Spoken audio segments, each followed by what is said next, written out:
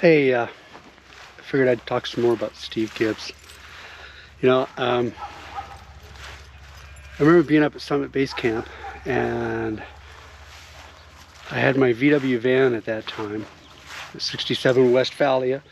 It was in Europe, and it was a 67 with a bunch of 68 running hardware. Half year, it had a gasoline heater in the back. It was very cool. Pop top, and gosh, beautifully built motor. Really, really good car. So I kind of lived out of that and floated around. But the only reason I could do that is because I had like my parents. I mean, I had people and families that I could go stay with, and the Gibbs family was one of those families where I could. I stayed in the basement. I had my van. I actually ended up working up at the ski resort and teaching skiing and doing some other stuff, and spent a lot of time, trying to work with kids and youth group stuff. And so I was pretty involved in the church there, and just doing as much stuff as I could with kids. And yeah, that was Martha Minnie. I remember Martha Minnie was the leader of that crew. I remember she was so happy one time that where the kids, I think they water ballooned her or something like that, and she came over and she was just giddy with happiness, and she said, and I said, why? They just nailed you. Where's the shaving cream? Anyway, more than once probably.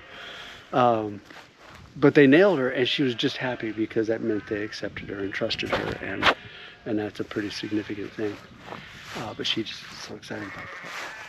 But that whole, I mean, even the fact that I know Martha's because I got to know Steve Gibbs, and we were talking to David Minnie, and I alluded to the property that we were going to try to get out there, and the idea was that we would be a community. That was the whole point of it, was we wanted to live together and really just kind of focus in. And Steve was really kind of into the Old Testament and kind of Hebraic thing. And so he was really into that. And out of that came Shikar Christian Ministries, and Joel Zenzik did the logo, and we were at the Lion and the Lamb. Just an incredible crew. And the minis were real involved in all that. I mean, David had his gallery downtown, and we were starting a database. He was starting a database, and we were talking about the internet coming. I mean, it was really pretty exciting time. We had some pretty heady things that we were playing with at the time, at least for us anyway, I mean, I'd just come off some really good projects with Summit Expedition, and Steve Dillard working on trying to replicate, space laser research with a laser-based ground-based laser propulsion system using a kind of a scramjet modified. Anyway, so I mean, those are the kind of people that we hung out with. We were doing science experiments. We were rock climbing. We were mountaineering. We'd ski. Our staff would train all year. I'd just come off of spending a year living at the base camp, and that was possible because Steve. See, I found out some, at one point, Dillard let drop about like who was kind of funding this thing, like Charlie Wadhams, and Charlie Wadhams was one of the Steve. Put a big chunk of money and time and effort towards Summit. Railroaders always had $100 bills hanging out their pockets, right? So Steve, was one of those guys that was a generous benefactor. He'd get involved. I mean, he was a heck of an athlete. I never got to really go climbing with him. Well, we did, I'm pretty sure it was Steve and Jack Swenson and myself, and we went up to Colorado, and we had a peak attempt. We were going to try to do that. It was really, oh gosh, what was that mountain? It's going to drive me nuts. I think I might be the only one left alive from that trip. Oh, now there's a thought for you. Yeah, I wanted to talk. Steve was on that. It was on the close edge of Colorado. It was going to be a 14er, and it was a knife edge, and the weather was coming in. And it was like a knife edge and a long, sloping rappel, was, consequences both directions. And the time of day, and Jack was in good shape. I was in good shape. Steve was in good shape, the time of day and everything, it was just one of those where we went, no. I see. I don't know if Steve was on that trip. It happened because of him, I know that. Oftentimes he had to, schedule. That whole train thing, having to get up and leave like right now. That changed a lot of relationships. That made it very difficult for a lot of people, especially for Steve, because he wanted to be there and be involved in everything.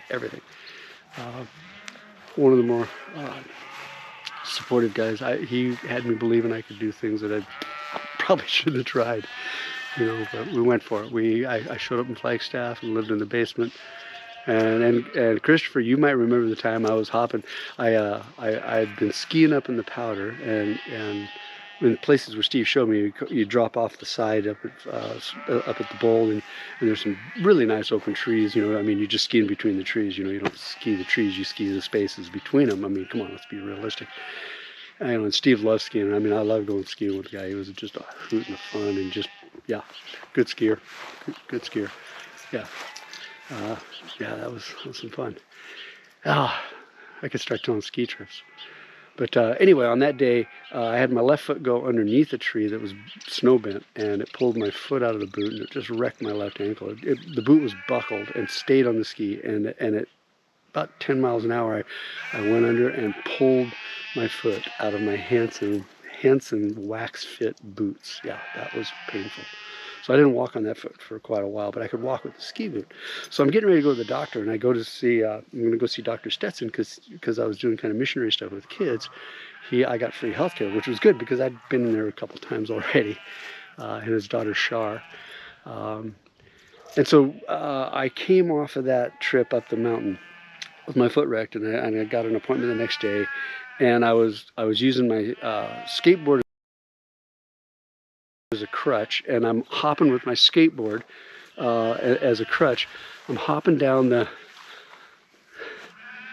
I still have that skateboard. In fact, that's the one I broke my collarbone on 2 years ago when I was 65.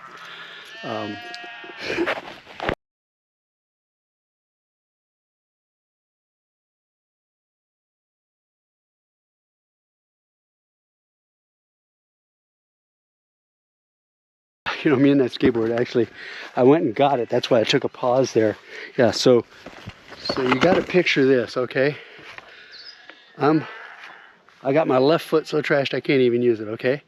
And I'm hopping down the stairs, going down those uneven stairs, okay? I'm doing this thing, going down there, and I got tired of doing that. It was really tedious, so I just, screw it. So I just started hopping down on one foot, you know, hop, hop, hop, and it was wet, kind of snowy, slushy, and you can guess what happened. So I absolutely wrecked my right ankle before I got to the bottom. So now I got the skateboard, and I'm down on my hands and knees, and I couldn't touch my feet to the ground. I'm on my hands and knees, crawling with my feet in the air on my knees, and I crawl into my VW van, and I get the car started, and I use the skateboard to push the clutch, and I put a weight, you know, I had a leg weight in there, and I put the weight on the gas pedal, and off we went to the doctor, and I crawled across the parking lot in the same manner, hands and knees, feet in the air, crawled into the doctor's office, crawled up to Shar, and pulled myself up, and she goes, first comment, what'd you do this time? I said, oh, I sprained both ankles. So that was an interesting recovery, but I found I could walk if I wore my ski boots.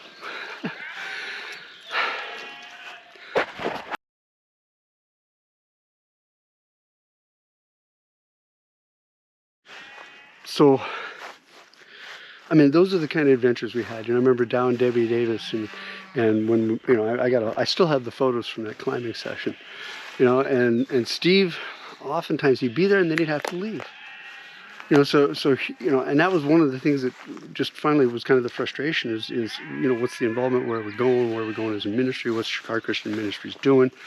You know, I was having a good time doing stuff, but this wasn't like I had, you know, the community thing. It's hard for that to happen because Steve was often gone making money to support this whole thing. And that was one of the hardest things in my conversations with him, is there was so much that he missed. I mean, I missed out on a bunch of stuff with him. We had a great time. We did river trips. We did all kinds of stuff that Steve couldn't be there. And in a lot of cases, you know, I found out he was kind of footing the bill. Pretty high cost in some cases. I know the impact of that on the family relationships and the kids. I mean, Steve, he grieved over that. He really did. You know, he was, you know, the goal was we would get to a level of sustainable literally, we were looking at off-grid. We wanted to be freaking off-grid. I mean, I came out of that with my parents. You know, I've been wanting to be off-grid since the 1970s, you know. And so, you know, that was the idea, is we were going to live in community. We were going to, you know, purchase 65 acres landlocked, and we would spend our time being able to do ministry. And he was looking at having enough money there to be able to just kind of provide a base salary. But we would have, I mean, the Minis are awesome gardeners. Okay, those guys can grow stuff like crazy. You know, they can feed a family out of a backyard. And, you know, I mean, just having them on board, and, you know, Martha's skill and David's and the artistic talent that was there. I mean, I was hanging out with some incredibly wonderful people. That crowd of people. I mean, look at the Hales. Okay, look at the Hales and Larry and you know, Joel back in those days. And I mean, just this whole crew of kind of misfits, you know, bachelors till the rapture. Bachelors till the rapture. That was the crew I was part of in Flagstaff. None of that. None. I would have met my wife. I mean, there's just so many things that Steve profoundly changed in my life. And probably the biggest regret I had is I didn't get to spend a lot of that time with him. You know, things happened because of him, at least in my life. And losing touch with him, that was hard. I did not know what he was going through. We didn't run in the same crowds at that time. I was wrapped up in Flagstaff Christian Fellowship, and then we got involved in Vineyard, you know, and so you know, I was working. I was with different people. You know, Peter Edlin did a lot of work on that beautiful old house out there. He did some really cool can racks. I mean, Peter was just, you know, he worked at a toy factory and could build mechanical wooden locks and devices and puzzles. And so he just built beautiful stuff. And your dad, you know, Christopher, your dad really loved doing nice things for people. I mean, that house was a work of love, you know, it overtook, but it was a work of love. He wanted to be as good as possible, and that was such, I mean, it's such a cool house and a design, but he often regretted.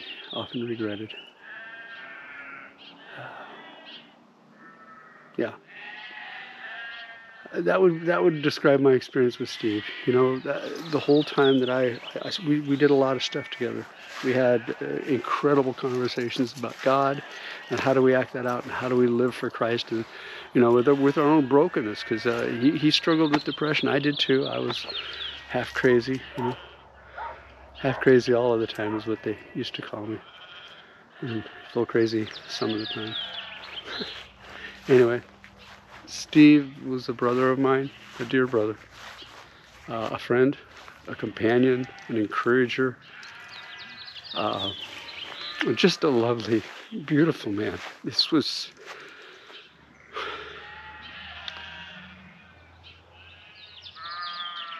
yeah. Anyway, love you guys. I'll stitch these together and post it. I'm just talking from my heart. Blessings on y'all.